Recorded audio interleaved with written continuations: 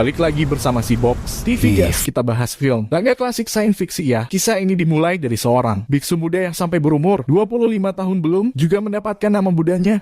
Dia bernama Xiao Wu. Malam itu ia menjalankan misi gurunya untuk melindungi putra Perdana Menteri. Di tengah perjalanan ia diundang pejabat lokal untuk mengobati putrinya. Xiao Wu mengetuk pintu gerbang dan dipersilahkan untuk masuk serta langsung bertemu dengan si pejabat.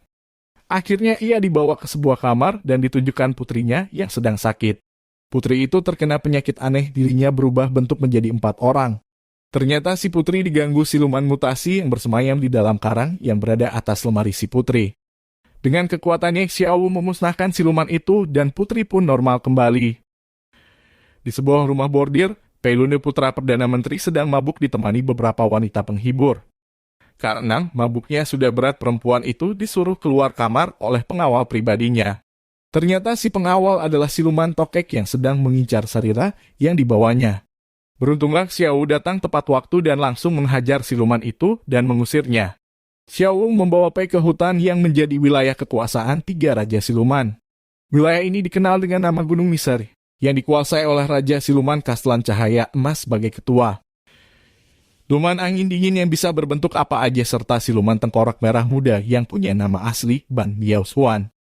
Di Gunung Misteri Raja Kastelan ditemani siluman tengkorak menunggu laporan siluman tokek. Setelah mengetahui siluman tokek gagal menjalankan misinya, dimusnahkanlah siluman tokek itu dan digantikan Bailing alias siluman ular putih. Sampailah perjalanan Xiao dan Pei di sebuah penginapan. Yang tak lain pemiliknya adalah Ban Miaosu dan ditemani Bailing yang sudah menantikan kedatangan mereka. Malam ini kedua siluman akan menjalankan aksinya. Tengah malam Pei terbangun karena aroma sedap makanan yang datang dari arah dapur. Ia mengintip dari celah jendela, terlihat Ban Miaosu sedang membuat sup. Bailing mencoba mengingatkan Pei untuk tak memakan sup itu dan bersembunyi di dalam lemari karena mendengar Ban Miaosu datang mendekat. Pei dipaksa Ban untuk memakan sup itu, tak disangka sebuah pukulan jarak jauh menghantam Ban. Ternyata Xiao Wu muncul di hadapan mereka, Ban pun mengajaknya bertarung di luar. Dengan dibantu Pei, Xiao Wu mampu mengarahkan Ban dan memusnahkannya. Tak lupa Xiao Wu pun menceritakan siapa Ban itu dulunya sampai ia menjadi siluman seperti sekarang. Bailing tak mau ditinggalkan dua pria itu lalu berpura-pura meminta tolong untuk diantarkan ke rumah pamannya. Akhirnya mereka bertiga melanjutkan perjalanan. Pei meminta nasihat Xiao Wu mengenai Bailing karena ia merasa suka kepadanya. Namun Xiao Wu malah menyarankan untuk menjauhinya. Teringat Pei saat perpisahan dengan orang tuanya. Kenapa ia melakukan semua ini demi orang tuanya supaya tak mendapat hukuman dari kaisar. Pei sebenarnya orang yang baik dan suka menolong. Di lereng Gunung Ferilingyun, pendekar lokal sedang mengadakan pertunjukan untuk memasuki sebuah lubang tak berdasar yang muncul 3 hari lalu dan memangsa penduduk dan hewan sekitar. Pendekar Cao meloncat ke atas lubang, tiba-tiba tubuhnya sudah penuh lilitan serta ditarik masuk ke dasar lubang. Bersamaan itu pula muncul batu-batu belancip dari dalam lubang menyerang semua orang yang di sana. Muncullah seorang pendekar yang menghalau semua serangan batu itu. Dia adalah si Aniu, murid dari Gunung Tai. Tak lama berselang muncul pendekar Liu Li dari Gunung Lao dan terakhir rombongan biksu Haolon dari wilayah barat. Mereka semua memperebutkan Sarira yang dibawa Pei. Ketika mereka sibuk berdebat, tubuh Pei dililit dari belakang dan ditarik masuk ke bawah menuju dasar lubang. Para pendekar dan para biksu PU langsung menyusul terjun bebas ke bawah. Sampai di dasar lubang mereka sudah ditunggu siluman angin dingin. Untuk memasuki markasnya dan berhadapan dengannya mereka harus melalui 3 tahapan. Tahapan pertama memakan korban si Aniu dan 3 biksu Haolin yang tewas dimangsa anak buahnya. Tahap kedua giliran Liu Li tewas karena kerakusannya akan harta benda. 这些人抱有幻想。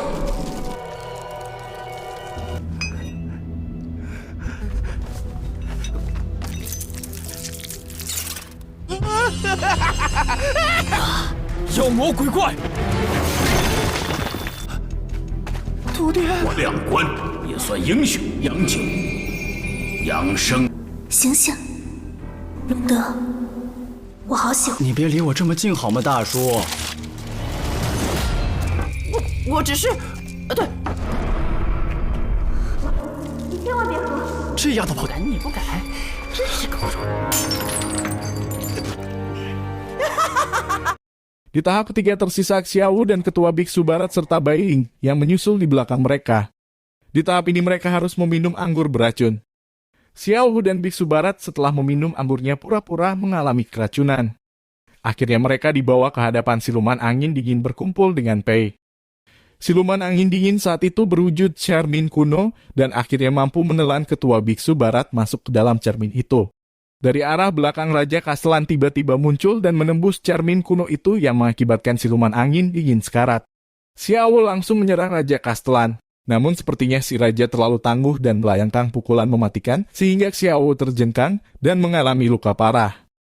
Siluman angin dingin yang merasa ditipu Raja Kastelan memberikan obat untuk mengobati luka Xiao Wu dan meminta membalaskan dendamnya.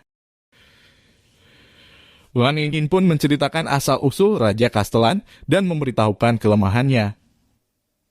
Dari cerita itu, Xiao Wu menjadi tahu siapa jati dirinya sebenarnya dan segera menyusul ke atas untuk menyelamatkan Pei dan Bai Ling. Raja Kastelan terus memaksa Pei memberikan sarira itu, akhirnya Pei menyerah dan memberikannya. Dengan sarira di tangannya, Raja Kastelan menjalankan proses untuk merubah dirinya menjadi manusia abadi selamanya. Belum selesai proses itu, Xiao Wu muncul dan melancarkan pukulan. Didasari ingin berbuat baik, Pei menyuruh Bai Ling membawanya ke atas. Sesampainya di atas, Pei memukulkan tongkat Xiao Wu ke tubuh Raja Kastelan yang sudah berubah menjadi wujud aslinya, yaitu seekor kelabang. Terjadi ledakan dahsyat, tubuh Pei dan Bai Ling terjungkang ke belakang dan jatuh meluncur ke bawah dalam keadaan tak sadarkan diri. Xiao Wu pun dengan kekuatan Budanya bersiap melancarkan jurus pamungkas. Sebuah tangan Buddha mencengkeram kelabang itu dan menggenggamnya. Saat itu juga Xiao Wu memusnahkan si kelabang untuk selama-lamanya. Setelah mengurus jenazah Pei dan berpesan pada Bai Ling, Xiao Wu melanjutkan perjalanan pulang. Singkat cerita, kini ia sudah menjadi kepala biara sekaligus guru besar kuil Jinsan. Xiao Wu pun sudah sangat tua, tiba saatnya ia berpisah meninggalkan semuanya karena ia pun sudah tidak bisa bereinkarnasi. Kini ia menjemput takdirnya dan sudah menjalani takdirnya, serta harus mengakhiri takdirnya. Sekian kisah kita kali ini, jangan lupa subscribe, like, share, dan komennya ya guys. See you.